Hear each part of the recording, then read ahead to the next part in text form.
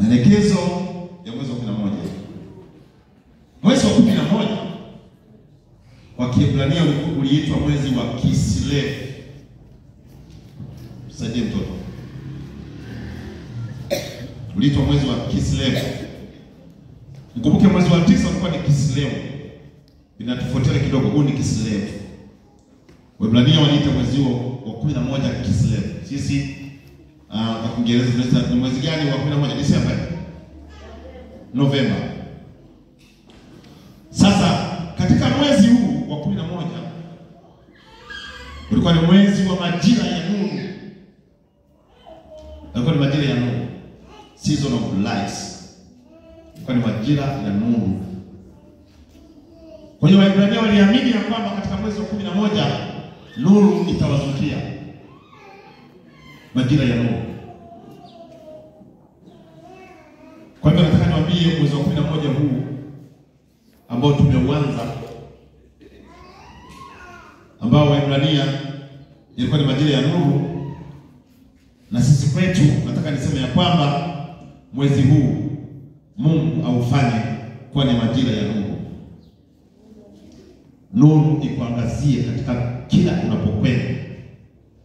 Mianga ikitokea,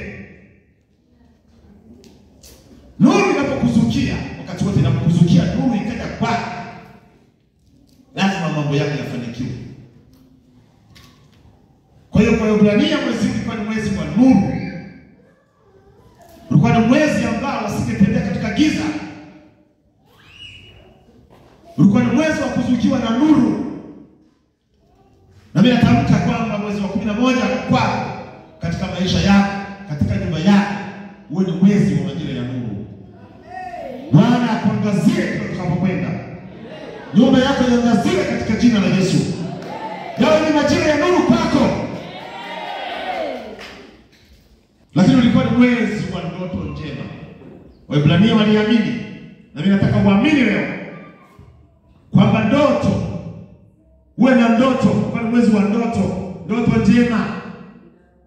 Na katika mwezi huu nataka nikutangazia kwamba ndoto uliyo nayo, ndoto ulizo nazo ambayo umekuwa nayo kuanzia tarehe 1 mwezi wa kwanza 2025, ndoto yako itimilizwe. Mungu atimilize ndoto yako. Waebrania waliamini kwamba mwezi utakuwa ni mwezi wa ndoto. Na mimi nataka nikwambie mwezi huu kuanzia leo hii kwenye madhabahu hii, uwe ni mwezi wa ndoto kwako.